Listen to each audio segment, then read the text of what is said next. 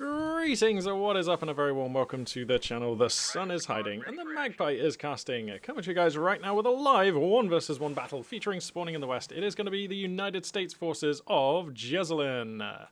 And spawning in the east, playing as the austere pieces, it's going to be Steph.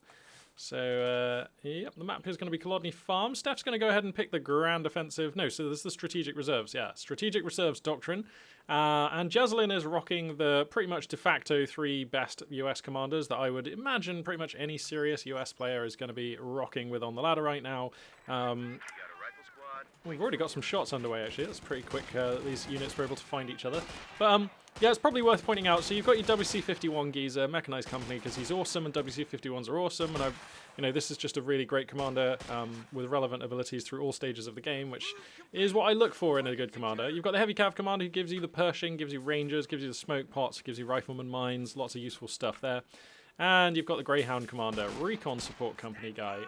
I would say, objectively, probably the weakest of the 3. But there are times when that M8 Greyhound, and we've seen it on the channel, can be a game changer and provide opportunities which you would regret if you were not able to take advantage of. So keeping him on the roster here as Jesulin, that makes a ton of sense. And like I say, I reckon probably if you're a US player who's sort of new to competitive Company of Heroes, or if you're sort of fresh on the ladder and you want to just go for the best 3, the most punchy commanders, you could do a lot worse than these 3. In my opinion, definitely Jesulin has this is the correct 3 according to me and Jesulin.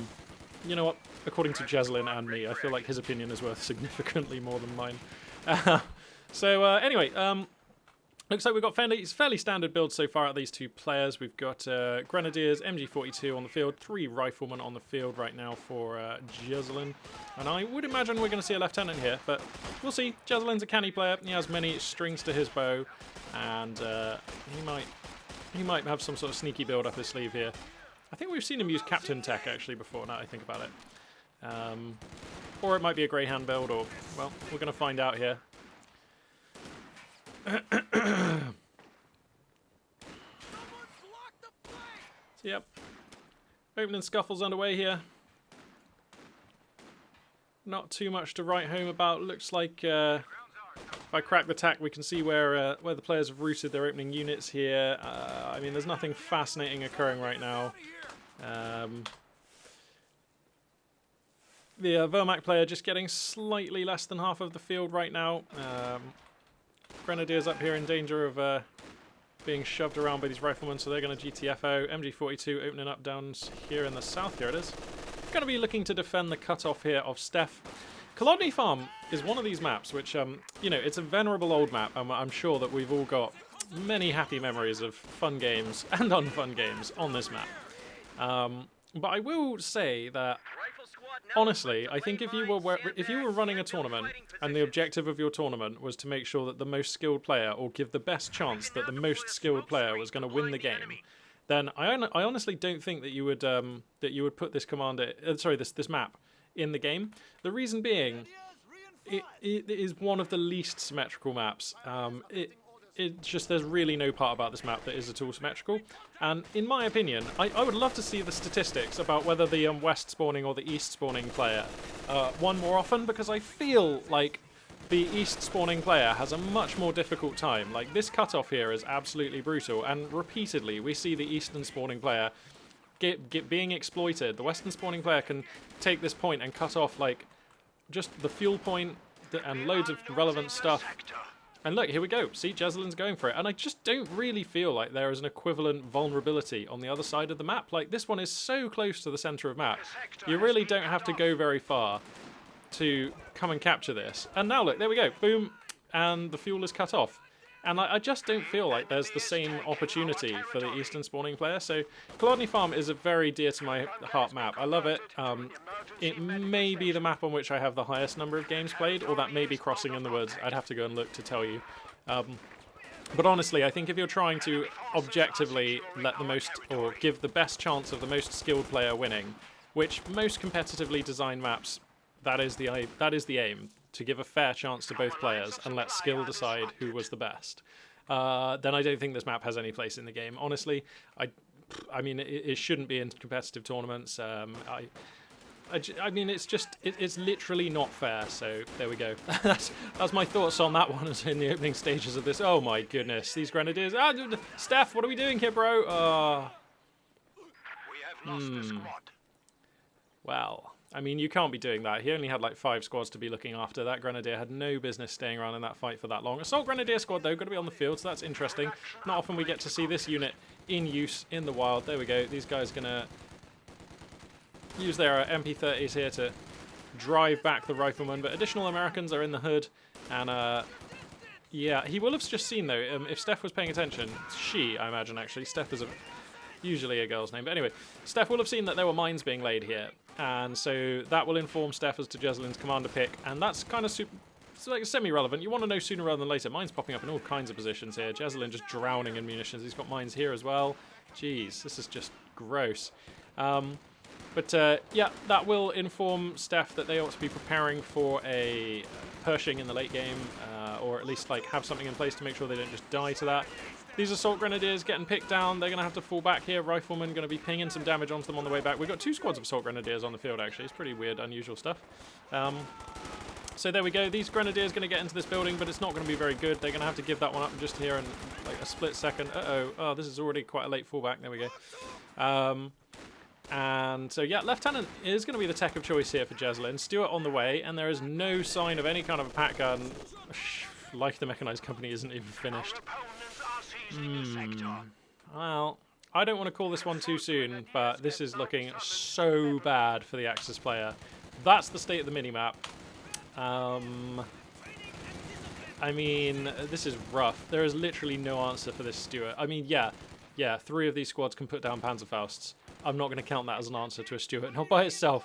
So, Battle Phase 1 is finished. Like the Mechanized Company, I really hope is going to be, like, starting soon. But, I mean, oh no. This is such a fast Stuart because the American player, Jesulin, has had all of the field control and had so many resources. Look at this differential. 68 and 42 munitions and fuel, respectively, over 6 and 4. That is a more than 10-fold difference. Jesulin is probably going to be able to go up to Major Tech in a second if he wants to. And Steph still hasn't started like the Mechanized Company. Now we've got a Stuart here. I'm amazed we don't see the Insta-GG, if I'm honest. But yeah, Steph somehow feels like more Assault Grenadiers are the way out of this. And do they get Fausts? Oh my god, Assault Grenadiers actually don't get Fausts. Sorry, that's my bad. So actually I thought that there were 3 or 4 Faustable squads. Turns out there's only 1 Faust available in this army. Oh, yikes. Oh, no. I mean, I'm going to pause here for a sip on my drink whilst we observe the carnage that Jesulin is capable of wreaking on the ladder. That's a triple fallback. The brave MG42. Can it beat a Stuart? Probably not. 50 cal going to be added onto the roster here for Jesulin, but I almost feel like it's academic at this point. This has just been a brutal one-sided massacre. There is a unit of Pioneers on the field, which has, somewhat crucially, grabbed a victory point, stabilizing the bleed rate to some extent. And if Steph is ever going to break out of her base and start doing stuff on the map, then she'll be very glad later on in the mid and late game that these Pioneers were able to grab this point, because this is preventing the scoreline differential from getting even more out of control. Where are the Pioneers? They really need to be building a like the Mechanized Company. Bro, Steph, you need a pack gun. I'm just going to put that one out there. I'm going to tell you that one for free. That one's on the house. You need a pack gun. Alright, like the Mechanized Company finishes. You know what? If Jesulin's feeling really smart, he could just come on in here and just, like, shoot these Pioneers or shoot the assembling like the Mechanized Company and actually just, like, prevent the building from being... Okay, well, I mean, he's missed the opportunity now, but if you were feeling, like, super cocky, you could come in and try and stop this building. Anyway, so like the Mechanized Company finishes, I imagine we're going to see a pack gun. We have the 320. It is 320, yeah. 320 manpower present and correct here. Assault Grenadiers actually managing to make a small breakout, but they're just trading terribly. I think they killed like 2 riflemen up here, and that's going to be a fallback there. And it's going to be a 2-2-2 actually, not a pack gun, and that's fine. That's fine. Yikes. I mean, let's look at this from a silver lining point of view.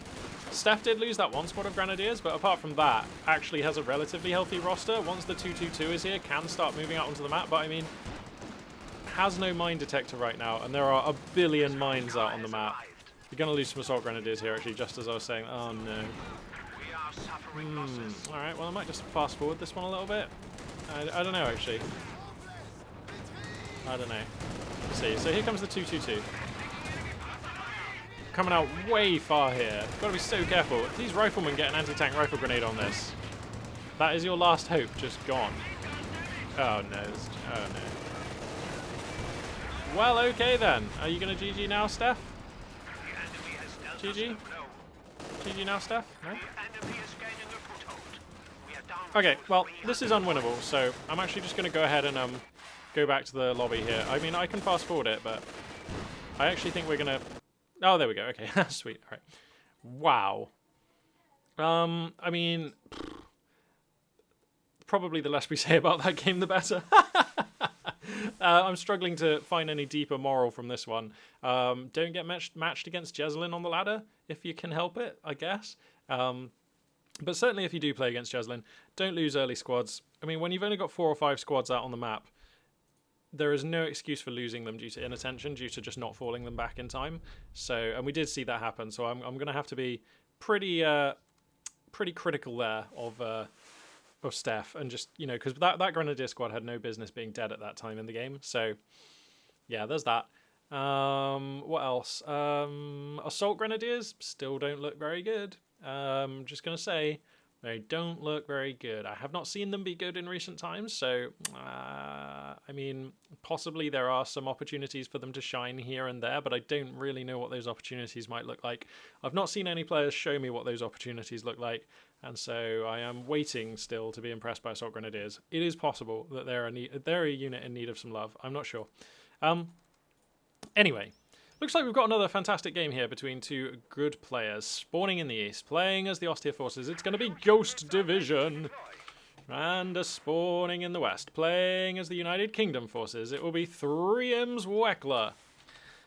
So it looks like Ghost Division straight away off the bat going to be going ahead and rocking the Ostripan Doctrine. And also going for the Infantry Company. Normally not noteworthy out of Wehrmacht players, but definitely noteworthy this time around, because... we do sometimes see people try and go for like weird builds that allow you to skip the infantry company part of the tech. Ghost Division here, though, clearly valuing the ability to build regular grenadiers, mortar squads, and snipers. And it is going to be a sniper opening here. And I wonder if this is, I mean, snipers are always somewhat map dependent, right? I think snipers are one of those units which can really shine on some maps and then really don't on other maps. Because they're so fragile, they need easy lanes of escape. They don't like areas of the map where they can get trapped. And they also like open areas of the map where they can use their long range of sight and their long range of, you know, their weapon to be able to accumulate kills over time. And this is a map where, like, I mean, looking at the center of the map, yeah, it is relatively open. There's a lot of areas here where the sniper can flourish, and there's also quite regularly spaced cover, so your sniper, there's no particularly large or dangerous open areas for that sniper to get caught out. And especially, of course, this is also probably a counter UKF pick. Tommies, and indeed pretty much all UKF infantry, is relatively expensive per model, which exaggerates the value of every sniper shot fired. So, yep, that's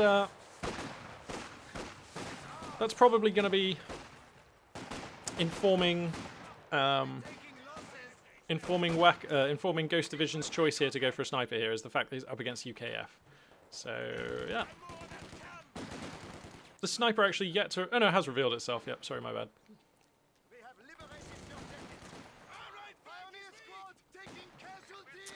So we've got triple Strippen and Sniper right now, and this is a composition I can get behind. I think this is quite cool. Sniper here just chalking off Brits one by one.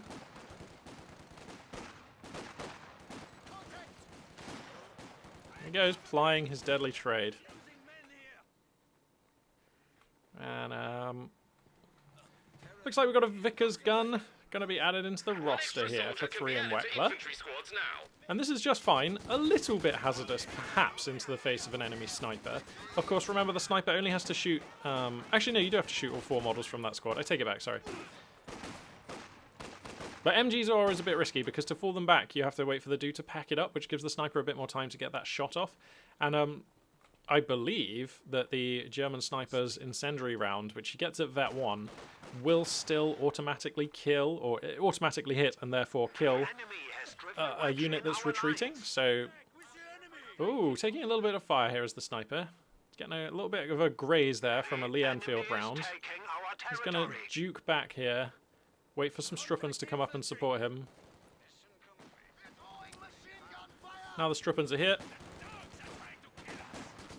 And it's a cracked attack here. You can see this has been an approximately even map split. Both players connecting a fuel and more or less 50-50 in terms of like territory control here.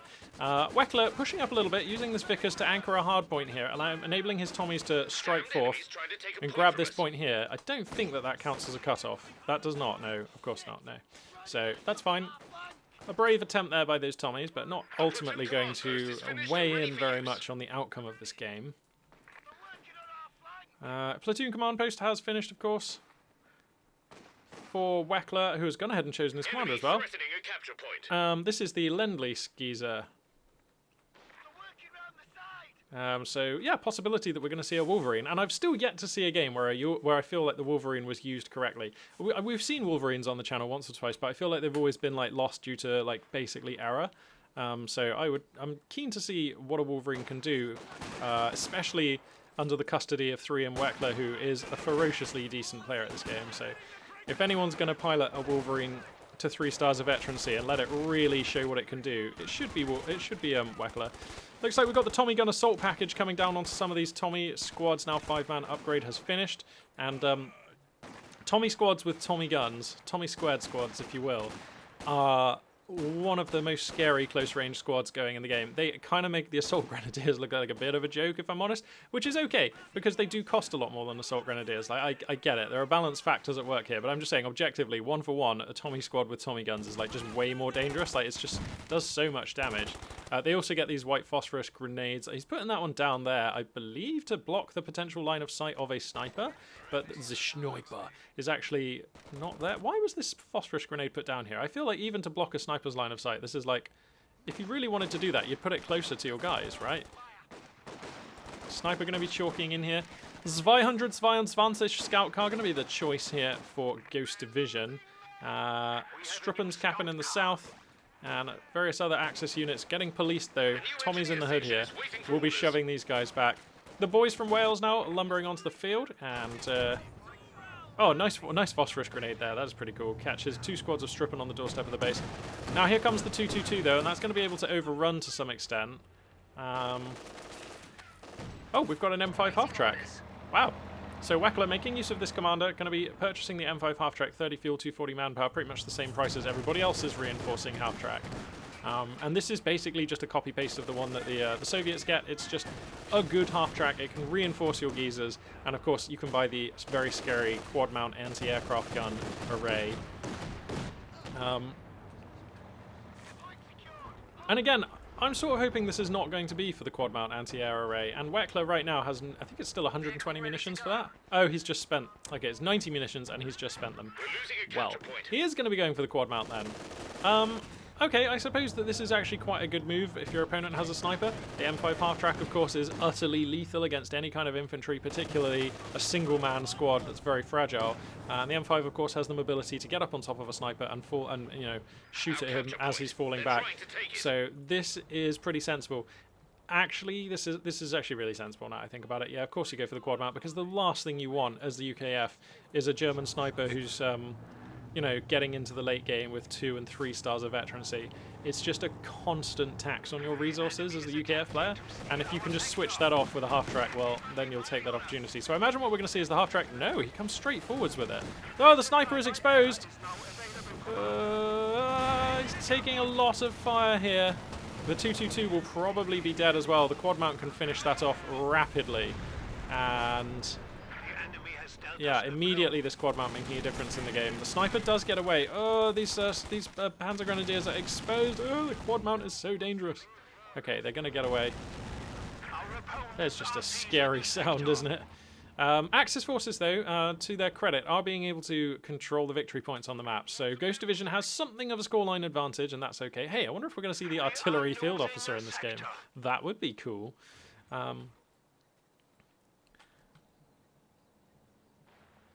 Oh, I can hear the sniper. There he is. 14 kills on him now, but he's playing with fire. Anytime this sniper takes a shot and reveals his position, this M5 half-track is going to be cruising to try and kill him. It's just going to be coming on end. Wow, actually, though, Ghost Division is making big gains in the north of the map right now, and Weckla's going to have to respond to that. You can see some Tommies heading up there just now, but this is actually quite a lot of Struppens. You know, actually, though, the Struppens are fighting one by one instead of coming in with both squads, and the Tommies are in cover with 5-man squad upgrades, so... You know, early on in the game, Ostrupens, because they're a 6-man squad and because Tommies are quite valuable per actual individual infantryman, whereas Ostrupens are not that valuable, Ostrupens actually trade quite well against British infantry sections, but once you get 5-man squads, once some veterancy is in play, once the Tommy upgrades start coming down, it's a different story. And to be fair, Weckla seems already to be in that stage of the game, and that's pretty cool. We've got Panzer Shreks now on the Panzer Grenadiers, so... Though we'll be looking to get some shots into the M5 half-track if it should present itself. Wow, a single infantry squad here. Going to be getting a fallback on considerably larger investment in terms of Axis resources there. So that's a nice pickup there for Weckla. We've got an MG42 getting added into the roster here for the Axis player. Looks like Tommies are able to corral all of the Ostrupens out of this half of the map.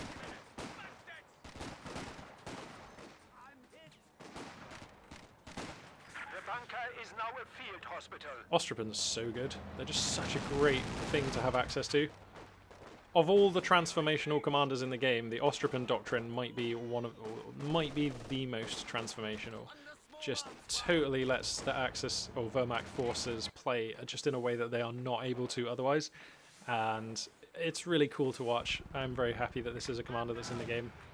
Oh, these Struppen are in a bad way. This looks like Weckla could have pursued there, and I'm sure he would have gotten a wipe. He's going to pursue. Oh, he gets it anyway. Nice. Our brave infantry is dying. Okay, well, Struppen are cheap. Even to call in a new squad, it's only 200 manpower, but you never want to have to be replacing these Struppen. You would much rather, of course, that they survived and were able to vet up, of course. But it looks like Ghost Division just go ahead and bite the bullet, immediately purchasing another squad of Ostrupen. Looks like 3 squads of Ostrupen. The happy place for him right now. Don't Struppens even get Fausts? Yeah, they do. So because Struppens have Fausts, it just means that you actually never need to build Grenadiers. And that's huge. That's the difference between... Ostrupen and like Penal Battalion or Ostrupen and Guards is like you can't actually, if you rely on Guards or Penal Battalion, you just don't have a vehicle snare in your army, and vehicle snares are so big. So anyway, got a big fight being taken here. Quad mount getting stuck in. Panzer Shrek is going to find a hit on that. MG42 getting stuck into the boys from Wales here, but he's going to still have to fall that one back. He's going to get the MG42 out of there by the look of it. That's pretty important. Losing an MG42 here would be massive, but he has lost another Ostrupen squad. I think they got gunned down here by the quad mount. So this Axis roster is dangerously small now, and pretty out-teched as well. I mean, we're fighting against a quad mount half-track, dudes with Tommy guns. We got machine guns, mine detector boys from Wales, regular boys from Wales, medkit infantry, and we're just fighting with standard infantry, 1 machine gun, and some dudes with Shreks. That's pretty ugly, and yeah. Ghost Division's just going to jump out of this game and get into another one. I mean, this game isn't over, obviously. If you're playing for a lot of money in a tournament, you could have stayed in, and you know, I say this many times, that game was not a 0% to win for Ghost Division, but it was very close to. And when you're playing from the comfort and luxury of your own home, with no money or fame or glory on the line, really, other than the ladder points, it's much easier just to go into a new game than try and win that one. So, yeah, I mean, that is Weckla's decision, and that is his right, and I respect that. Sorry, not Weckla, that is Ghost Division's decision. I respect that. So, wow, 2 quick games so far today. Well, see what else we got here. Mamba versus Jesulin on Crossing in the Woods. I cannot say no. Let's watch.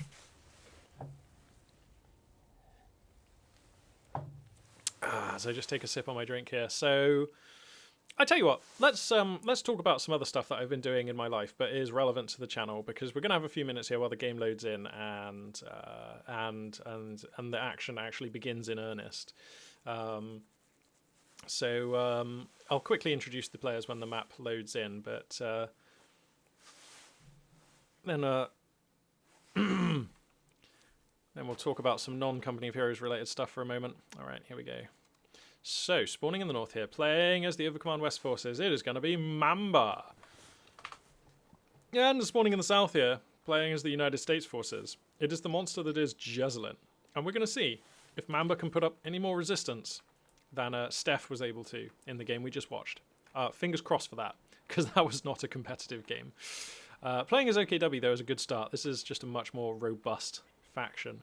I'm not saying OKW is more powerful than Wehrmacht, but they are a lot less brittle. And sometimes with Wehrmacht, you can just have events conspire in such a way that you are just forced out of the game through a lot fewer things going wrong, it feels like, than with OKW. OKW, I don't think anyone would argue, OKW are the more forgiving Axis faction. But anyway, yeah, so I know I've been mooting like Magic the Gathering content and things like that on the channel. What I've been spending my time doing, other than living my life and doing work and stuff like that, which, let's be honest, that takes up the vast majority of my time. It doesn't leave me with that much free time.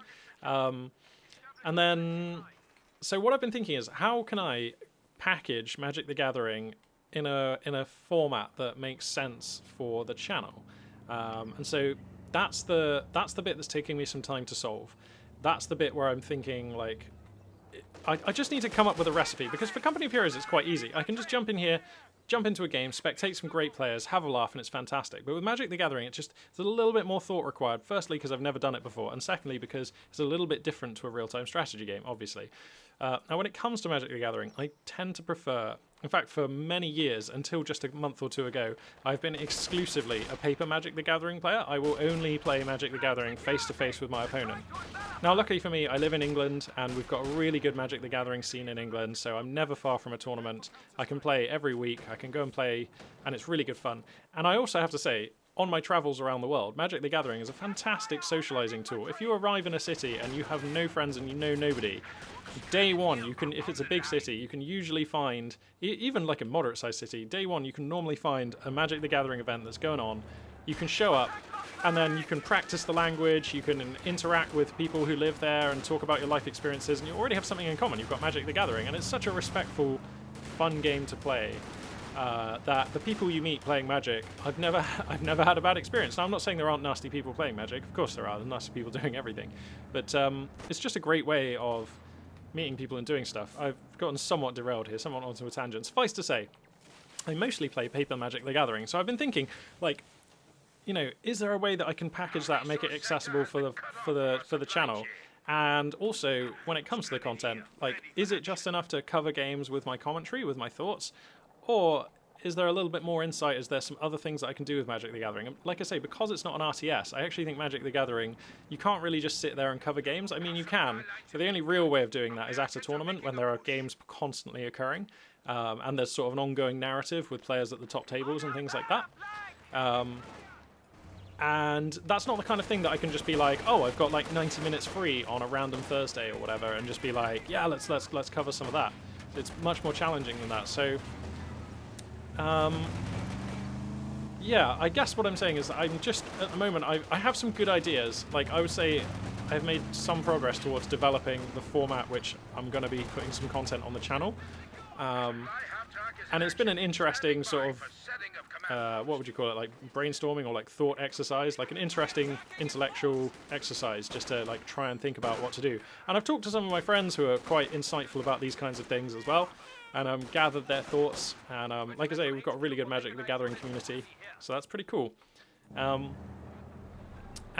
yeah, I just thought I'd update you guys. That's kind of like why there hasn't been any Magic the Gathering content on the channel yet, is that I'm still kind of coming up with the final form of what that content might look like and how to package it for the YouTube channel. So yeah, there we go. Just thought I'd like chat about that while we had like 4 minutes at the start of this game. But this has actually been quite a dynamic game. Stuff's already going on. Looks like Mamba here with a Kugelwagen opening. So this is pretty cool. And Jesulin going for the WC-51 stuff. Now, I have noticed USF players seem to be really favouring the WC-51 on maps that have... on Crossing in the Woods, for sure. And like maps that are open and small, I suppose. So, yeah, we seem to be seeing WC-51s in particular on Crossing in the Woods a lot. So, I don't know. I guess Axis players beware.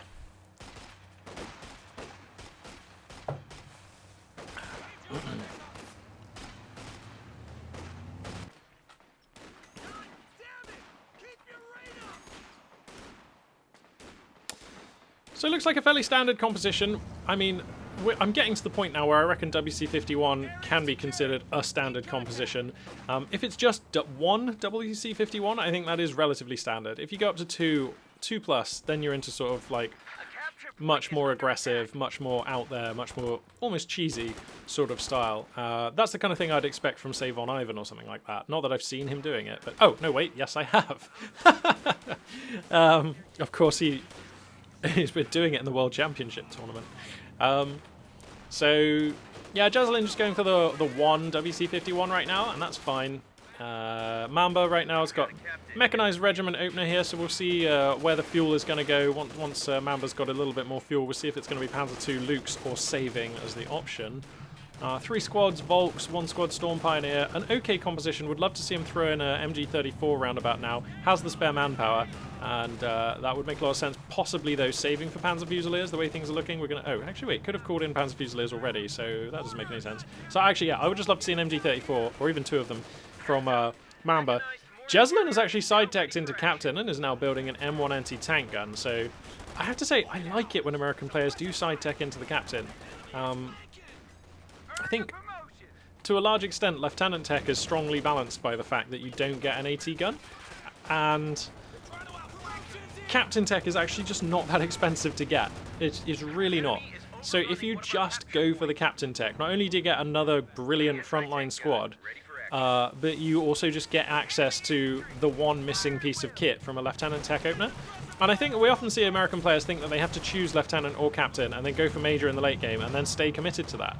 And then they suffer because they're taking a late game using American late game units like Jacksons and things, but not supporting them with the M1. It's just missing from the roster. And like the Captain is just cheap enough, like just go for it. I reckon it's actually way more robust. I think it's a much more forgiving, strong style of US play to go Lieutenant and then into Captain. I think it's just really cool. So those are my thoughts. M1 anti-tank gun already going to line up the Kugelwagen here. Looks like Rieresch and the Lieutenant able to put together the kill on that one. We've got the artillery officer, the Sturmoffizier even, on the field right now, so that's an interesting unit that we rarely get to see. Mamba here going to be shelling out for that one. Not convinced it makes a lot of sense. Your main problem right now as Mamba in this game, obviously, is getting overrun to hell by just loads of American forces, and Sturmoffizier probably isn't going to change that, whereas an MG34 or 2 might. How much is the Sturmoffizier? 280. Alright, that's actually pretty cheap, to be honest. Doesn't he have Ubersoldat? Yeah, that's pretty cool. Storm Pioneers here going to recover the wreckage of the Kugelwagen there. And Panzer II going to be on the field and finds itself some riflemen. Does have to be... Oh no, sorry, those are shoe mines, my bad. Actually, this is really useful. Okay, now in the arc of an M180 gun, coming forwards is risky. Oh, what's the plan here? You've got to take a dive and come round, haven't you? Yep. Mamba knows it. Come on, Mamba, let's keep moving. There we go, buddy. Oh, now gets up on top of the M1. Risk. If these riflemen get a Star of Veterancy anytime soon, you are in so much pain right now for this Panzer II, but they're not gonna. So this is pretty cool. Oh, no, he's actually going to get a wipe on these riflemen. That is great. Nice stuff here, Mamba. I mean, surely he has to get the wipe on these riflemen. Has to, surely, yeah, there we go. Alright. M1 anti-tank gun lining up the, oh, the Panzer II's going to slip away. So Mamba here finding genuine and important damage onto Jesulin.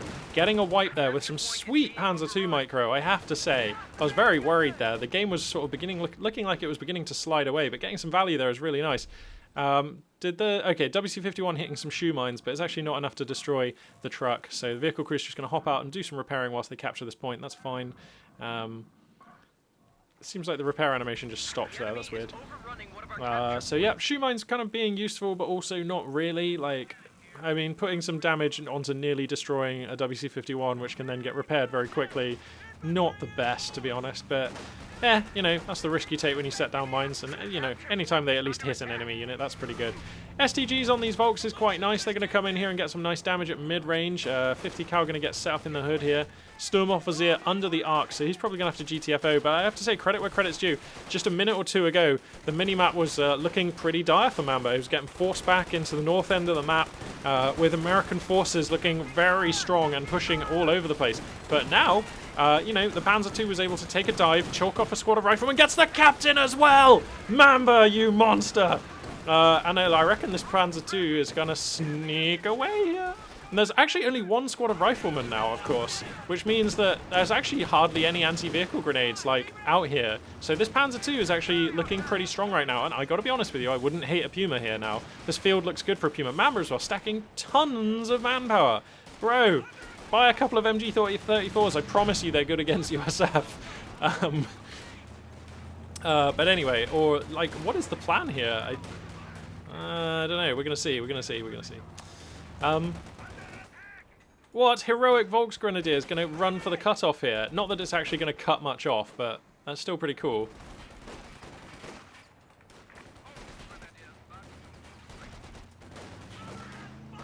Yikes. Okay, so MG34 is the pick, and I think that's really smart. Schwerwehrmacht Schlepper on the way, so Mamba here probably going to be going for Schwerpanzer HQ.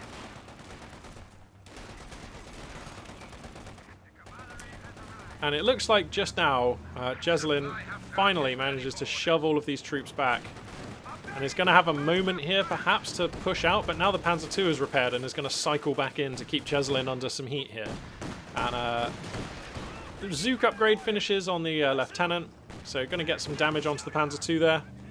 I wouldn't have hated trading for a bit longer there with that Panzer II. You can threaten the Lieutenant into having to fall back. It's quite low on health. The Zooks do damage in a very sort of predictable manner, so I don't think you're in any danger of losing the Panzer II. I would have perhaps traded out a bit more of my Panzer II's health to force the Lieutenant back, or even perhaps go for a wipe if Jesulin's being careless. That would not be typical of Jesulin, but, you know, if you don't place for these things, you don't get them. Okay, so yeah, STG's popping up over more of the Volks though now. Mamba's resources looking pretty healthy. He is going to side tech into a battle group at HQ. Wow, I was thinking, when I said like, oh, he's going to be going for Schwerpanzer HQ, I was thinking, shall I mention the possibility of battle group at HQ? It would be really cool. I'd love to see it, but we never do, so I'm not going to mention it. He's probably almost never going to be going for a battle group at HQ, but he is. He's going to side tech into the battle group at HQ. Sweet. So we're going to get the medics in the base and the possibility of light field guns, flak half tracks, all of that fun stuff. I imagine this is just going to be for the medics. Uh-oh, going to lose the MG34. Oh, yikes, that's really bad. Panzer II going to come in here and attempt to save the MG, and it does, so that's lucky. Massive scuffle also going on here, just sort of east of mid. Lieutenant coming in here, Volks chewing him up, Sturmoffizier in the hood to help out. Looks like Volksgrenadiers getting up into heavy cover. The M1 anti-tank gun gets torn apart here. STGs at mid-range plying their evil trade, and that paves the way for the Panzer II to come in here. Faust comes down off of these brave Volks. They're going to destroy the WC-51, and now the 50 cal is exposed. The Panzer II at point-blank range, chunking Americans with the autocannon. Looks like these riflemen are going to come in here to provide some cover for the retreat of that unit, but wow, Jesulin looking a little bit flustered in this game, losing more and more units. Mamba making smart choices with unit movement here. Okay, now Rearesh with double Zook ought to be able to get the kill on this Panzer II. Indecisive there, changing his mind a few times about which way to go. The Zooks are reloaded, and that will be a Panzer II destroyed. So Jesulin finally able to find some meaningful damage onto this roster, and we're going to have to see if Mamba is nearly so scary without a Panzer II.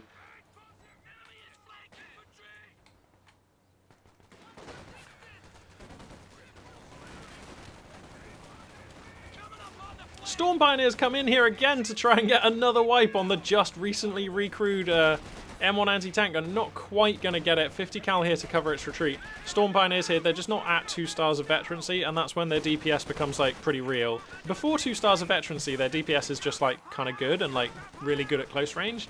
But once they get that 2nd star of vet, their damage is like, that's when they're like combat ready, in my opinion, you know. You know, finding some fine damage there, almost getting a wipe on an M1 anti-tank gun. It wouldn't have been super consequential. Of course, the American forces would have just grabbed it again. But, you know, you're still slowing Jesulin down. You're taxing his manpower. He really doesn't want to be spending manpower re-grabbing M1 anti-tank guns right now. Really want to be saving up for other stuff. Is Major Tech on the way? No Major Tech yet. Jesulin's stacking a lot of fuel here, so I don't know, maybe go for an AA half-track or something? I mean, you've killed the Puma, you've killed the Panzer II. Your opponent has seemingly not shown any signs of a Raketenwerfer. A flak half-track could be a fast assault unit, or it could be a nice way of stabilizing this defense, which, weird to say, but yeah, Jesulin strongly on the defense here. Obersoldaten going to be getting mixed into the roster, which of course means that Schwer Panzer HQ is finished, and that one is right here. Wow, Panzer Orth is also finished, actually, so Mamba now with the complete Overcommand tech tree unlocked, able to take any unit that they want, and I imagine we'll probably see a Panzer IV as this game moves on. Usually when you've got the upper hand, going for a medium tank, especially a Panzer IV, is a nice way of exploiting that, and I think it's fair to say Mamba really does have the upper hand. This has been a close game, but Mamba has just about been able to hold more of the field and do more damage, and that has resulted in this scoreline. We see Mamba up at the moment, 476 tickets over, 272 for Jesulin, so that's a really, I mean, my hat goes off to Mamba. This is a good game so far. 50 cal here has these Obersoldaten totes pins. They're going to be forced out of there. Sturmoffizier coming on in here. And I've still yet to actually notice Sturmoffizier doing anything other than just being a 4-man squad of dudes with rifles. Like, not actually noticed any of these abilities being used. I mean, I'm not saying that they haven't been being used somewhere, but I sure as hell haven't noticed it. That may be, I don't know, we're just going to have to keep my eyes peeled for that.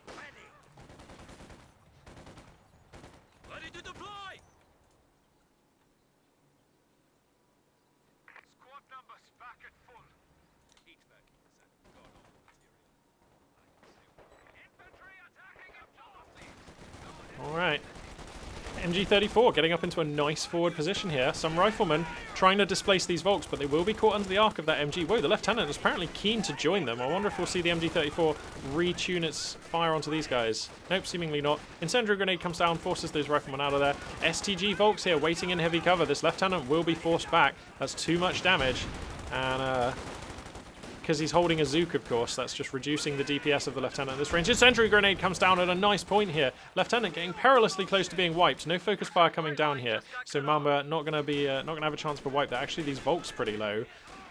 They're falling back across negative cover, but it looks like Mamba will get away with that one as well. Oh, bit of a lag there, but we're okay. 50 cal gets suppressed and now flanked by Storm Pioneers, who really want to get their 2nd star of veterancy, piling on some more damage, but it's not quite there yet. LMG-34 is finished on these Volks, Obersoldaten. There's a 2nd squad of Obersoldaten coming as well. Oh my goodness me. And they're just hooning up damage here, these Obersoldaten. They're going to rinse this 50 cal. Actually, no, the 50 cal manages to turn. I didn't realize he turned the arc. That's pretty nice. Tommy gun, this is the assault rifleman. What are they called? Cavalry rifleman, that's the one. Cavalry rifleman here, going to be leading the charge here, so a nice counter poke. The Sturmoffizier gets up on top of Jesulin's fuel, though, which is devastating, and Mamba now is floating a ton of fuel. When Mamba gets the manpower, they'll be able to take almost any unit choice they want, which is like, I don't know, could be, okay, wow, and also the even the Schwer Panzer HQ are going to be taking some shots here, so that's nice. But, I mean, wow, I mean, let's say that you're Mamba in this game. You've had a really good opening, and you're going into the mid-game strong against Jesulin. What's your first, like, Schwer Panzer HQ unit pick? I honestly still think Panzer IV is the best pick here. Puts the American player under a lot of stress. I actually don't really think that Jesulin quite has enough AT resources to really convincingly deal with a Panzer IV that's used correctly. I mean, could cobble together a kill with Zooks and M1 anti-tank gun if he gets a tank buster grenade on there. But, I mean, as long as you're paying attention, that ought not to happen as the Axis player. Or you could just save for the Panther, and that puts the American player in a really bad way, because the Panther can start vetting up against this infantry, is still useful against infantry, of course, and then by the time your American opponent actually reacts with an armoured choice of their own, you know, your Panther may well be close to 2 stars of vet, or at least on its way, and that's when it gets the armoured skirts, and a Panther with armoured skirts is quite difficult for American forces to handle. Also, you know that your opponent, Jesulin, is not going to have access to a Pershing, so yeah, that's not going to be a concern. Wow, look at Mamba's aggressive style, just pushing in with like arcs of infantry everywhere I look. Gets a 50 cal here. Oh, nice. Hopefully going to be able to loot that one here with the Volks. M1 anti-tank gun forced to scurry away. There is another 50 cal here moving into the hood, but I reckon if Mamba wants this 50, yeah, they'll be able to get it. Nicely done. Wow, Jesulin under such duress here. This is just a horrible place. The scoreline differential opening up massively. Jesulin's basically losing on every available metric.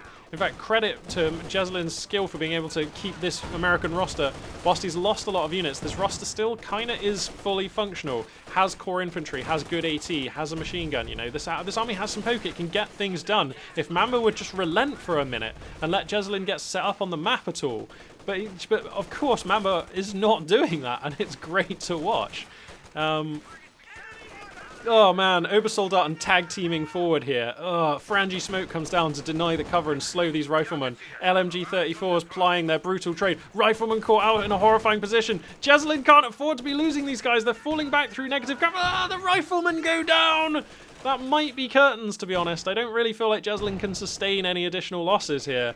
This game is just slipping away. I mean, it was touch and go as to whether he'd be able to stabilize with the resources he had just now, but now he has even less. Oh no. Mamba, what are we doing here? Oh, of course it's a KT build. Right. Right. I mean, oh no. And the thing is, Jesulin knows it's a KT build as well. Because otherwise he'd have seen a Panzer IV by now. I